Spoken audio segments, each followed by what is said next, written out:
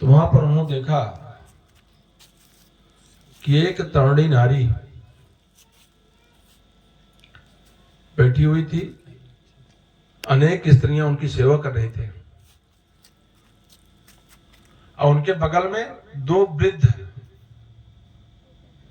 पुरुष सोए हुए थे। जब नारद जी गए ना तो जो तरुणी नारी थी बुलाई कि क्षणम त्रिश, माने हे नारद जी, यही महात्मा जी आप इधर आओ।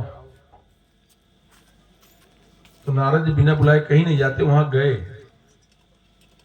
उन्होंने पूछा क्या बात है, तुमने हमको क्यों बुलाया और तुम कौन हो? तो उन्होंने कहा कि मेरा नाम भक्ति देवी है। मैं अपना पूरा परिचय बताती हूँ कि द्रविड़ देश में हमारा जन्म हुआ, कर्नाटका में पली और बढ़ी, महाराष्ट्र में हमारा बहुत सम्मान हुआ। महाराष्ट्र को जानते हैं, संतों की भूमि कही जाती है। अगर उत्तर प्रदेश में भगवान ने अवतार धारण किया है तो महाराष्ट्र में संत महात्माओं ने शरीर धारण किया है, इसीलिए संतों की भूमि कही जाती है।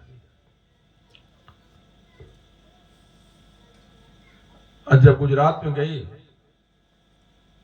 तो वहां जाने के बाद जरा मैंने वृद्धावस्था ने घेर लिया।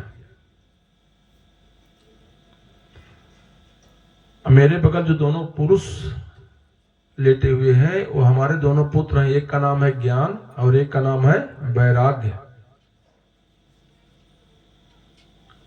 कहा जब वृंदावन पहुंची मैं तो तौड़ी हो गई, लेकिन मेरे दोनों पुत्र वृद्धावस्था को ही प्राप्त हैं। आप विचार करिए कि माता पिता के सामने अगर बच्चे बूढ़े हो जाए तो माता पिता को कितना तकलीफ होती है। तब नारद जी ने कहा कि भक्ति देवी आप चिंता मत करो, मैं प्रतिज्ञा करता हूं कि भक्ति के साथ साथ मैं ज्ञान और वैराग को जागृत करूंगा और जन जन के हृदय में स्थापित करूंगा, पहुंचाऊंगा। अब उन्होंने क्या किया कि ज्ञान और वैराग के कान में वेद वेदांत का घोष किया। अज्ञान वैराग निद्रा जनित जमुआई लेते हुए, ऐसे अकड़ाई लेते हुए उठते थे, फिर गिर जाते थे, फिर उठते थे, फिर गिर जाते थे। बहुत प्रयास किया, तब आकाशवाणी हुई, हे नारद जी, सत्कर्म माने सत्कर्म करो। तो नारद जी ने कहा कि इसके अलावा कि सत्कर्म होता क्या है? मैंने वेद वेदांत का घोष, 6 शास्त्र, 4 वेद, 17 पुराण, गीता का 18 अध्याय पढ़ करके सुनाया। फिर इसके अलावा क्या सत्कर्म है? तब आकाशवाणी हुई, किसको? संत महात्मा लोग बताएंगे कि सत्कर्म क्या है।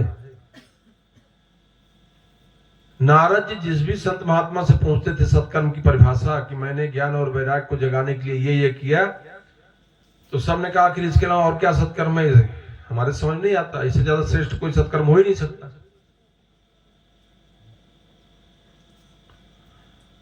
तब नारद जी घूमते घूमते प्रभास क्षेत्र पहुंचे।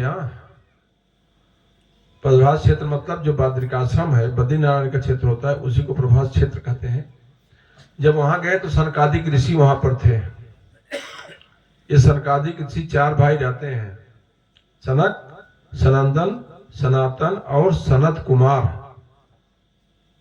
सैकड़ों साल के होने के बावजूद भी हमेशा 5 साल की बालक अवस्था में रहते हैं, शरीर के ऊपर कोई वस्त्र धारण नहीं करते।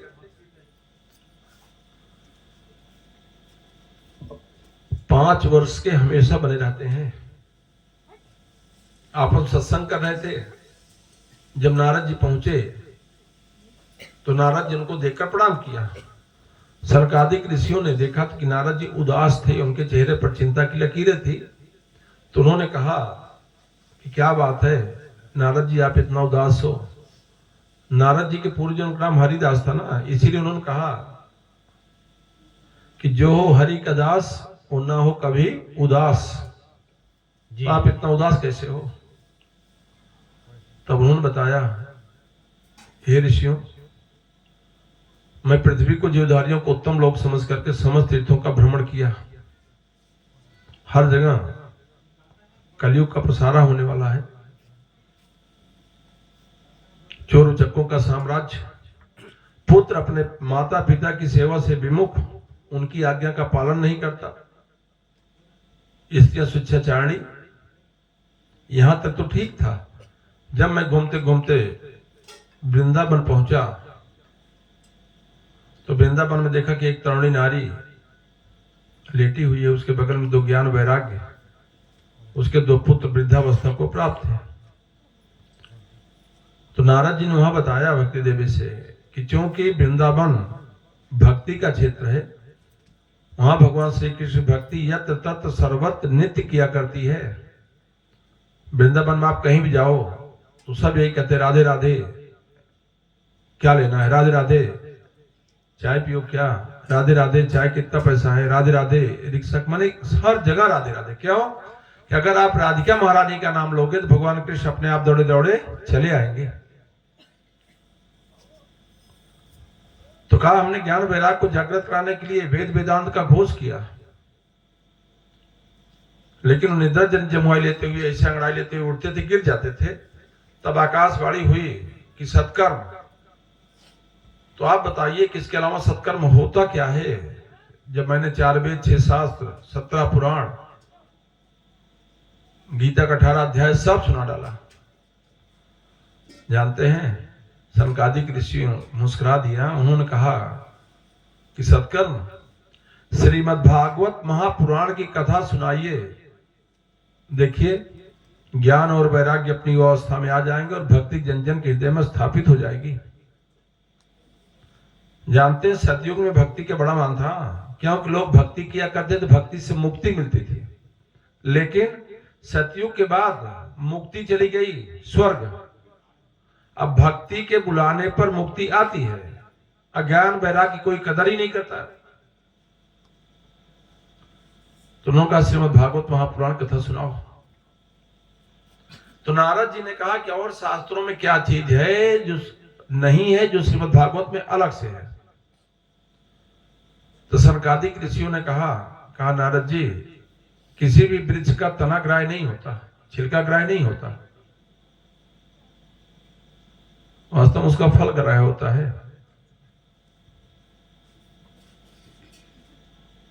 भागवत क्या है कि निगम कल्प तरोर्गलितम फलम असुख मुखाद मृद्रौसयुतम पिबद भागवतम रसमालयम होरौरज का भूभाव कहा। भागवत क्या है? निगम कल्प तरोर गलितम फलम। निगम माने वेद का कल्प वृक्ष है श्रीमद् भागवत महापुराण। कल्प वृक्ष जानते हैं ना? कल्प वृक्ष के नीचे आप खड़े हो जाओ, जिस चीज की इच्छा कर लो, कल्पना करते जाओ, चीज मिलती जाए आपको।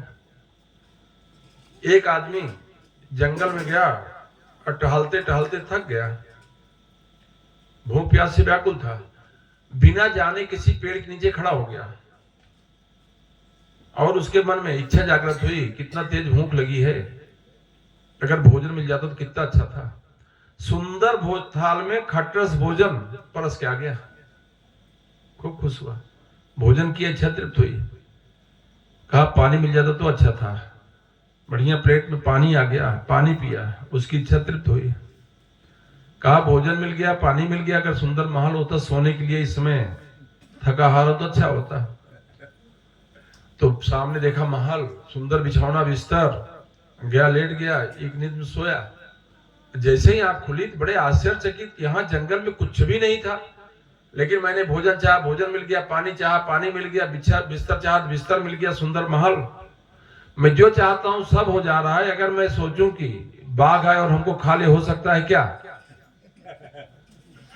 और बाघ है तुरंत सो खा लिया। इसीलिए हमेशा कहा गया ना, एक मनुष्य की सोच हमेशा सकारात्मक होनी चाहिए, कभी भी नकारात्मकता नहीं आनी चाहिए। अगर नकारात्मक आप सोचो तो सकारात्मक हो या ना हो, लेकिन नकारात्मक जरूर हो जाता है। इसीलिए सत्सद विचार होना चाहिए हमेशा। सकारात्मक सोच जितना बढ़िया सोचो उतने अच्छा परिणाम होता है,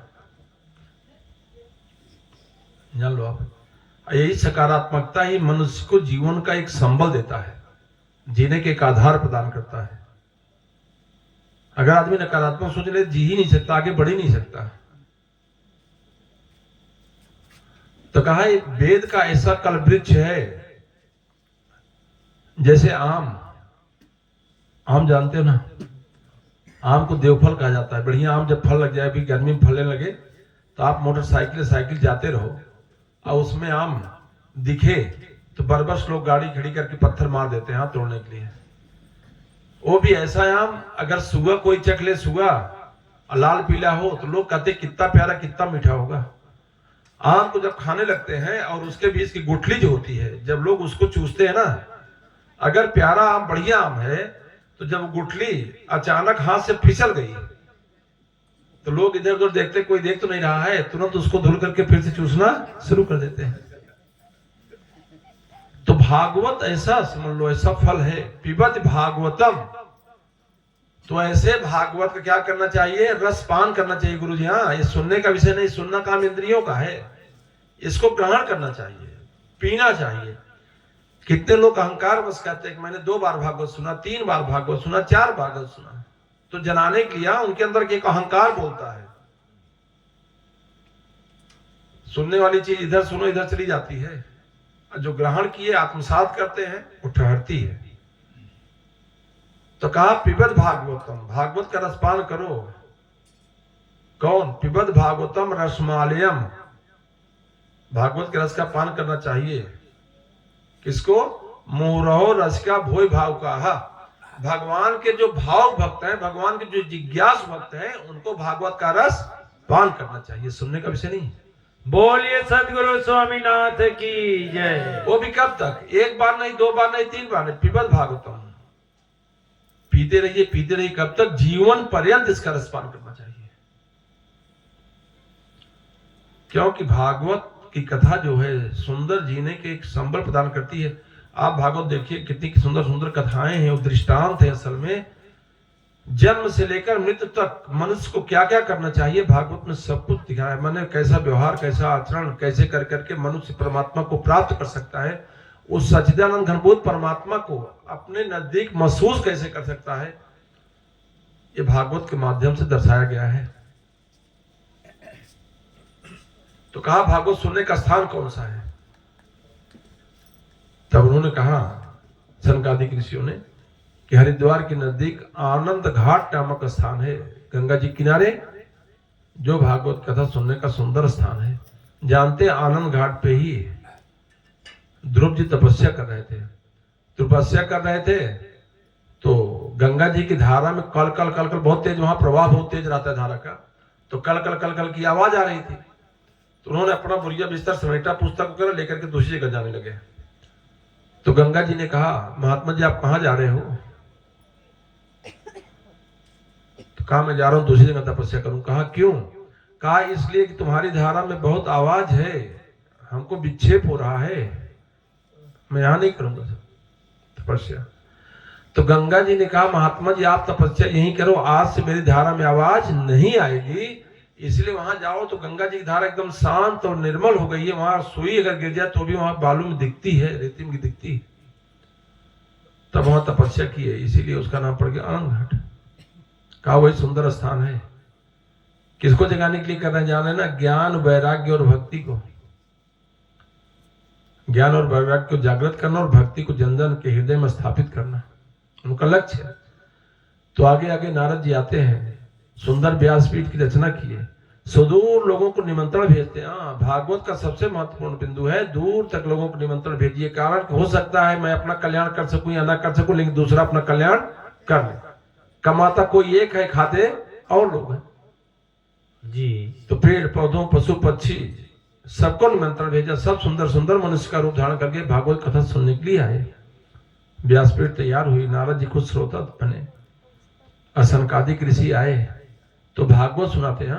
अब भागवत में सबसे पहले गोकर्णोपाख्यान कथा बताते हैं कि भागवत सुनने से कैसे कैसे जीवों का कल्याण होता है। इसके लिए गोकर्ण की कथा बताते हैं। गोकर्ण कथा आपको बताते हैं, आप एक भजन सुनो। इसको बंद करता हूं। ये